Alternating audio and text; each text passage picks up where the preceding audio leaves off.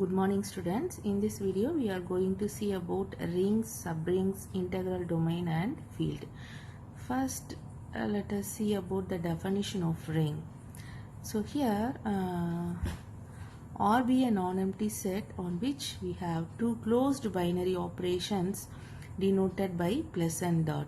Then R plus dot is a ring if for all A, B, C or belongs to R, the following conditions are satisfied. First condition is cumulative law with respect to addition. So that is A plus B equal to B plus A.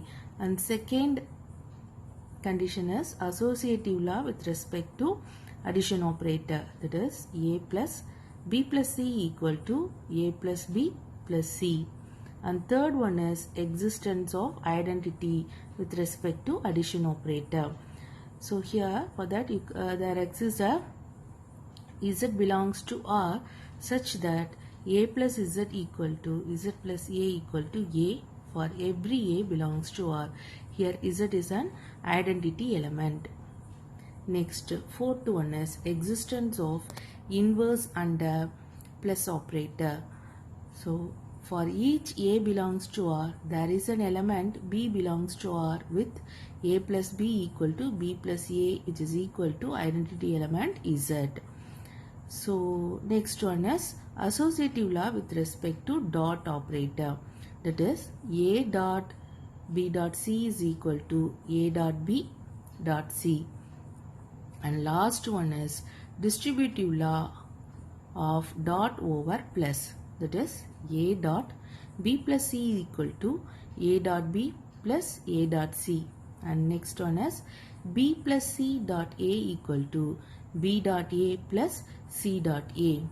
So group பொறுத்த வரைக்கும் single operator பார்த்தோம். But ring அப்படிங்கிறப்ப two binary operators exist ஆகுது. One plus operator, another one dot operator. Next we move on to definition of commutative ring and ring with unity. For that we consider that R plus dot be a ring. So in that first one is if AB equal to BA for every A comma B belongs to R, then R is called a commutative ring. And second one, the ring R is said to have no proper divisor of 0 if for every A comma B belongs to R, AB equal to Z. Well, implies that is AB equal to identity element means either A equal to Z or B equal to Z. So multiplication of A into B equal to identity elements means either A is equal to identity element or B equal to identity element. And third one is if an element U belongs to R is such that U is not equal to Z, that U is not equal to identity element, and AU equal to UA equal to A for every A belongs to R means then we call that U is a unity or multiplicative identity of R. Here R is called a ring with unity. Now let us see the definition of unit of R. That is, let R be a ring with unity U if A belongs to R and there exists B belongs to R such that AB equal to BA equal to unity U, then B is called a multiplicative inverse of A and A is called a unit of R. So next we move on to the integral domain and field definition. So for that R must be a commutative ring with unity. Then R is called an integral domain if R has no proper divisor of 0. If R has no proper divisor of 0 means then we say that R is an integral domain. Here R must be a commutative ring with unity. Next one is field definition. R is called a field if every non-zero element of R is a unit. Next we move on to the definition of subring. For a ring R plus dot, a non-empty subset S of R is called a subring of R if S plus dot, that is S under addition and multiplication of R restricted to S is a ring. S subring இருக்கணும்னா first S must be a ring இருக்கணும் with respect to plus and dot operator. Next, move on to the definition of ideal. A non-empty subset I of a ring R is called an ideal of R if for all A comma B belongs to I and all R small r belongs to capital R, we have A minus B belongs to I and AR and RA belongs to I. Here A and B belongs to I and small r belongs to capital R. Now let us see some statement of theorems. So first theorem state that in any ring R plus dot, the zero element Z is unique and also the additive inverse of each ring element is unique. And second theorem state about the cancellation law of the addition. That is, for every A, B, C belongs to R, A plus B equal to A plus C means B equal to C by using left cancellation law. And second one is nothing but B plus A equal to C plus A means that will implies B equal to C by using right cancellation law. Next, theorem 3 state that for any ring R plus dot and any A belongs to R, we have AZ equal to ZA equal to Z. And in this fourth theorem statement, இதோட proof பார்க்க போறோம். இந்த proofல நம்ம இந்த முன்னாடி பார்த்திருக்கிற மூணு தியரமோட ஸ்டேட்மெண்ட்டை நம்ம அப்ளை பண்ணணும். So fourth theorem state that let R plus dot be a commutative ring with unity, then R is an integral domain if and only if for every ABC belongs to R where A not equal to Z, that is A is not a identity element, and AB equal to AC will implies B equal to C. So that is indirectly it say that it means that is R is an integral domain if and only if it satisfies the cancellation law. So first in this proof we assume that R is a commutative ring with the unity, which is a given condition. In first part we assume that R is an integral domain. R is an integral domain means by using the definition of integral domain, let x comma y belongs to R means xy equal to z, which will implies either x equal to z or y equal to z. So here we assume that R is an integral domain and we have to prove that the cancellation law exists. So cancellation law exists and prove பண்றதுக்கு first we assume that AB equal to AC ன்னு assumption எடுத்துக்கோ. அதுலேருந்து start பண்ணுறோம்.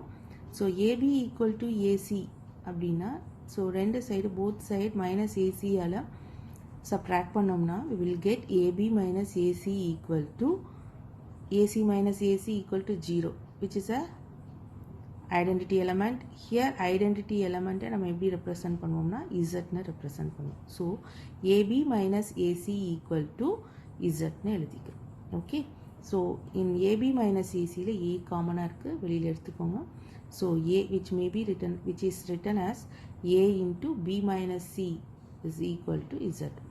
So multiplication of two elements equal to Z na either A equal to Z or B minus C equal to Z. But in statement itself they given that A is not equal to Z. A is not an identity element ன்னு clear-ஆ சொல்லிட்டாங்க. So இங்க A is not equal to Z. அப்போ ஒரே possibility என்னன்னா B minus C equal to Z. B minus C equal to identity elementனா அதை எப்படி எழுதிக்கலாம்னா B equal to C ன்னு எழுதிக்கலாம். ஸோ நம்ம அசம்ஷனில் எடுத்தது AB equal to ACன்னு எடுத்திருக்கோம். நமக்கு கிடைச்சிருக்க ரிசல்ட் எப்படி இருக்குன்னா B equal to C, that is left cancellation law exist ஆயிடுச்சு. So R is an integral domain assumption எடுத்திருக்கோம். அதிலிருந்து R integral domain இருந்தா cancellation law exist ஆகுது. So next converse partல இப்போ நம்ம என்ன எடுத்துக்க போறோம்னா cancellation law exist ஆகும். So we have to prove that R is a integral domain prove பண்ணணும். So in cancellation part R is a commutative ring with unity and R satisfies multiplicative cancellation law. So we need to prove that R is a integral domain அப்படினு prove பண்ணணும். So அதுக்கு ரெண்டு element R ல எடுத்துக்கிறோம். That is let A, B belongs to R. A, B belongs to R னா by integral domain ஓட definition பிரகாரம் நம்ம எப்படி எழுதிக்கலாம் multiplication of any two elements belongs to R னா multiplication of the two element is equal to Z. That will implies that either x equal to z or y equal to z ன்னு சொல்றோம். இங்கே அதே மாதிரி தான் என்ன எடுத்துக்கிறோம்னா a, b belongs to R னா so a into b equal to z ன்னு எழுதிக்கலாம். So இதுல இருந்து a equal to z னா ஆட்டோமேட்டிக்கா result hold good. So in case ஆனா இங்க என்ன கொடுத்திருக்காங்க a not equal to z ன்னு கொடுத்திருக்காங்க. So a not equal to z ன்னு condition கொடுத்திருக்கறனால நம்ம எப்படி எழுதிக்கிறோம்னா a z equal to z, a into identity element is equal to identity element. So by 1 equation 1 னா that is integral domain definition பிரகாரம் a, b belongs to R னா ab equal to z ன்னு எழுதுறதா நம்மளோட first equation சொல்றோம். இங்க z ஓட value என்னவா இருக்குன்னா ab ன்னு கிடைச்சிருக்கு. So by 1 equation 1 பிரகாரம் z ஓட value that is equal to a into b. So az equal to ab ன்னு substitute பண்றோம்.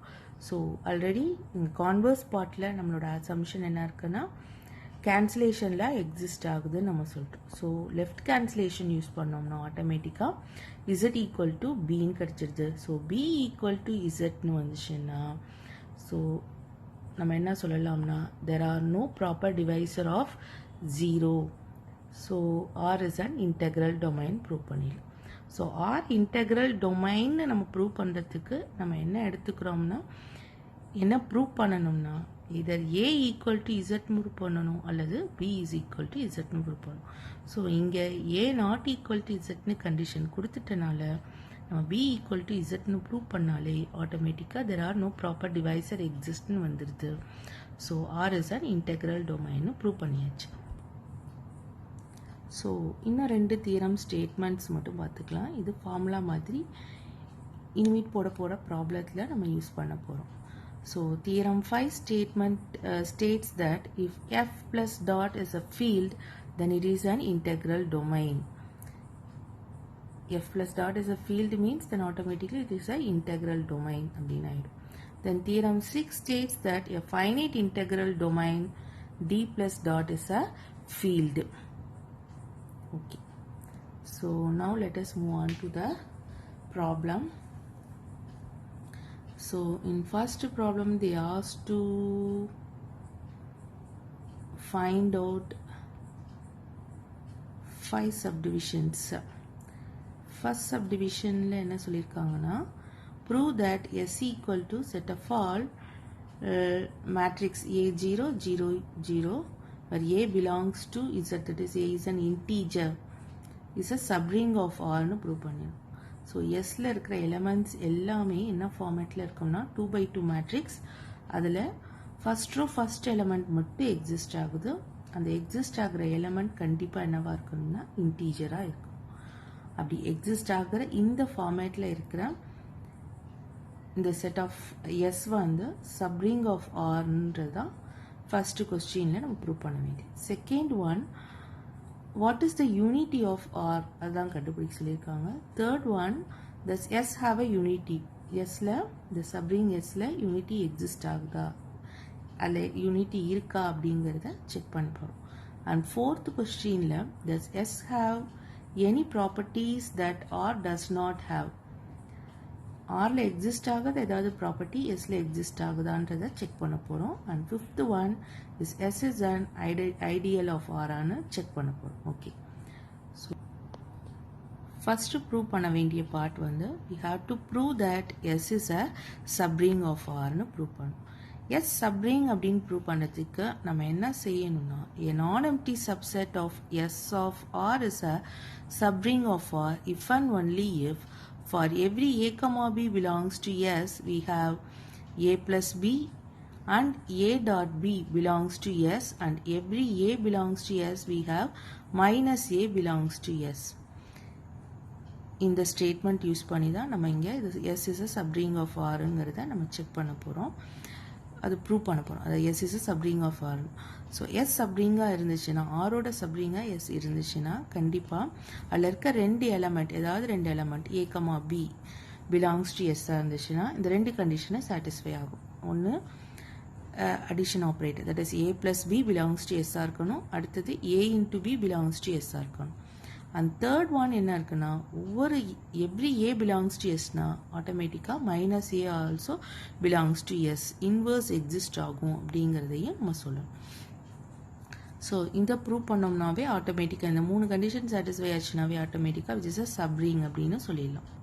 இதுக்கு ஃபர்ஸ்ட் A equal to 1000 அப்படின்னு அசம்ஷன் பண்ணிக்கிறோம். B is nothing but 2000 assumption எடுத்துக்கிறோம். So A and B belongs to S ன்னு இருக்கு. Okay, so S is a subring prove பண்ணுறதுக்கு first A plus B A into B belongs to S ஆன்னு check பண்ணணும். ஒரு element Sல இருக்குது அப்படின்னா அது 2x2 மேட்ரிக்ஸ் ஃபார்மேட்டில் இருக்கணும். அந்த 2x2 மேட்ரிக்ஸ்லையுமே A11 அதாவது ஃபர்ஸ்ட் ரோ ஃபர்ஸ்ட் எலமெண்ட் மட்டும் எக்ஸிஸ்ட் ஆகணும், மற்ற எலமெண்ட்லாம் ஈக்குவல் டு 0வாக இருக்கணும். So here A value is 1000 and B value is 2000. So ரெண்டுத்தையும் ஆட் பண்ணுறப்ப we get the result as 3000. So A11ல மட்டும்தான் எலமெண்ட்ஸ் நான் ஜீரோ எலமெண்ட் எக்ஸிஸ்ட் ஆயிருக்கு, மற்ற வேல்யூலாம் ஜீரோவாக இருக்குது. ஸோ இது ஆட்டோமேட்டிக்காக என்ன இருக்குன்னா பிலாங்ஸ் டு எஸ்ன்னு சொல்லிடலாம். And 3 is an integer. Okay, next A into B அப்படின்னு கண்டுபிடிக்கிறப்பே அதோட ரிசல்ட் என்ன கிடைக்குதுன்னா 2000. இங்கேயும் A11 எலமெண்ட் மட்டும்தான் எக்ஸிஸ்ட் ஆயிருக்கு, ரிமைனிங் நான் ஜீரோவாக இருக்குது, ரிமைனிங் எலமெண்ட் எல்லாம் equal to 0வா வந்திருக்கு. And 2 is also an integer. So ஆட்டோமேட்டிக்காக நம்ம என்ன சொல்லிடலாம்னா A plus B and AB belongs to Sன்னு சொல்லிடலாம். ஸோ நெக்ஸ்ட் தேர்ட் கண்டிஷன் நம்ம என்ன செக் பண்ணணும்னா இன்வர்ஸ் எக்ஸிஸ்ட் ஆகுதான்னு பார்க்கணும். So -100 belongs to S. So -100ங்கிறத நம்ம எப்படி எழுதிக்கலாம்னா minus A, here A equal to 1000. அப்போ -100 அப்படிங்கிறத 2x2 matrix is equal to minus A. So A belongs to எஸ்னா ஆட்டோமேட்டிக்காக minus A also belongs to எஸ்னு ப்ரூவ் ஆயிருக்கு. ஸோ ஆட்டோமேட்டிக்காக என்ன சொல்லிடலாம்னா S is a subring அப்படின்னு சப்ரிங் ஆஃப் ஆர்னு சொல்லிடலாம். So first part of the question over. Next we move on to the second part. இங்கே என்ன ப்ரூவ் பண்ண வேண்டியிருக்குன்னா to determine the unity of R, ஆரோட யூனிட்டி, ரிங்கோட யூனிட்டி எலமெண்ட் என்னங்கிறத நம்ம இங்கே கண்டுபிடிக்கணும். அதுக்கு இந்த டெஃபினேஷன் யூஸ் பண்ணுறோம். If an element U belongs to R is such that U not equal to Z. So ஒரு element U belongs to R இருக்குது, அந்த U வந்து நாட் ஈக்குவல் டு ஐடென்டிட்டி எலமெண்ட்டாக இருக்குது. அண்ட் AU equal to UA equal to A. அந்த யூவோட எந்த element multiply பண்ணாலும் ரிசல்ட் என்னவா இருக்கா அந்த எலமெண்ட்டாகவே கிடைக்குது. அதாவது யூவோட ஏ மல்டிப்ளை பண்ணுறப்ப ரிசல்ட் என்ன கிடைக்குதுன்னா ஏனே கிடைச்சது அப்படின்னா நம்ம என்ன சொல்லலாம்னா U is called as unity or multiplicative identity ன்னு சொல்லலாம். ஓகே, ஸோ இங்கே நம்ம என்ன எடுத்துக்கிறோம், ஆரில் ஒரு எலமெண்ட் 2x2 மேட்ரிக்ஸ் எலமெண்ட் எடுத்துக்கிறோம். That is of the form 1001 இருக்கு. ஸோ இந்த 1001 இஸ் அ யூனிட்டி ஆஃப் ஆர்ன்னு செக் பண்ண போகிறோம். ஸோ 1001 அகெயின் 1001 மல்டிப்ளை பண்ணுறோம். ரிசல்ட் என்ன கிடைக்குதுன்னா 1000 கிடைக்குது. ஸோ 1000 இஸ் நத்திங் பட் அப்படின்னு கிடைச்சிருக்கு. So hence 1001 is a unity of 1000 ஓட unity 1001. So that is if A into B equal to 1 automatically என்ன சொல்லலாம்னா A is the inverse of B ன்னு சொல்லலாம், அல்லது B is the inverse of A ன்னு சொல்லலாம். ஸோ இந்த கண்டிஷன் யூஸ் பண்ணி தான் இங்கே என்ன சொல்கிறோம்னா 1001 is the unity of 1000 mention பண்ணுறாங்க. அப்போ இந்த கேஸ் செகண்ட் பொறுத்த வரைக்கும் யூனிட்டி எக்ஸிஸ்ட் ஆகுது. third one is you have to determine whether S have a unity or not. First இப்போ ரிங்க்கு யூனிட்டி எக்ஸிஸ்ட் ஆகுதுன்னு ப்ரூவ் பண்ணிட்டோம் செகண்ட் பார்ட்டில். தேர்ட் ஒனில் we need to prove that S have a unity or not அப்படிங்கிறத check பண்ணுறோம். இதுக்கு இந்த statement தான் யூஸ் பண்ணுறோம். if an element U belongs to R is such that U not equal to Z and AU equal to UA equal to A, for every A belongs to R, U is called as unity ன்னு mention பண்ணுறோம். we have இந்த problem எஸ்ல ஒரு element இருக்குன்னா கண்டிப்பாக என்ன அர்த்தம் A11 is not equal to 0 and remaining element 3 எலமெண்ட்டும் ஜீரோவாக இருக்கும். ஸோ அதனால் என்ன எடுத்துக்கிறோம்னா இங்கே 1000 belongs to Sன்னு எடுத்துருக்கோம். ஸோ இப்போ 1001 into 1000 மல்டிப்ளை பண்ணோம்னா ரிசல்ட் என்னவா கிடைக்குது 1000ன்னு கிடைக்குது. So 1000 is the unity of S. Next, fourth one, to determine is there any property that is contained by S but not by R அப்படிங்கிறத செக் பண்ண சொல்லியிருக்காங்க. அதாவது சப்ரிங்கில் அது எக்ஸிஸ்ட் ஆகுது பட் ரிங்கில் எக்ஸிஸ்ட் ஆகலை அப்படி ஏதாவது ப்ராப்பர்ட்டி இருக்கா அப்படிங்கிறத செக் பண்ண சொல்கிறாங்க. we know that since matrix multiplication is non-commutative, R is a non-commutative ring. Here S is integral domain while R is a non-commutative ring with unity. Okay, next we move on to determine whether S is an ideal of R அப்படின்னு check பண்ணுறோம். So for that we select two by 2 matrix that is 1111 and 1000. So இது ரெண்டுத்தையும் multiply பண்ணுறப்ப will get 1010. So which is not equal to an element in S of the form A000. So ரெண்டை multiply பண்ணுறப்போ அந்த result is not an element of Sன்னு கிடச்சிருக்கு. So S is not an ideal of Rன்னு ப்ரூவ் பண்ணிடும். Okay.